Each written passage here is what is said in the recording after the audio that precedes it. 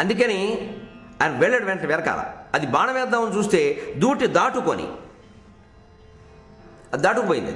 అప్పుడు చూడండి, ఇంతవరకు 3 పాదాలు మామూలుగా రాశాడు. దూర్జటి కవిత్వంలో ప్రత్యేకత నేను గతంలో కూడా మనం చేశాను. 2 వాక్యాలు మామూలుగా రాస్తారండి, లౌకికం. 3వది ఖచ్చితంగా పారలౌకికం. ఈయన కవిత్వంలో అది ప్రత్యేకత. అసలు ఈ 2 పంది వెళ్ళడం, దూటడం, దాటుకోవడం వ్యవహారాలు. 3వ పాయింట్ దగ్గరికి వచ్చేసరికి ఏమంటున్నాడయ్యా, అతన్ని ఆశాశలంద్రిప్పి పాశ విముక్తుండగు యోగి భావన. ఒక్కసారిగా పంది పరమహంస అయిపోయింది. తనని ఆశాశలలో తిప్పుతోందట. ఆశ ఆశ ఆశ ఆశ. ఏమిటి ఈ అత్వసంధిలో విశేషం అంటే, దొరుకుతుందిరే అనే ఆశ మీద ఆశ. చిన్ని ఆశ కాదు, ఇది పెద్ద ఆశ. తిరుగుతున్నాడు. ఇక్కడ మరో అర్థం ఏంటండి, అసలు జీవితంలో మనం ఈ సంచారం చేయడానికి ఆశలే కారణం. కోరికలు లేనివాడు ఏం తిరుగుతాడు, ఎక్కడ తిరుగుతాడు? ఆశ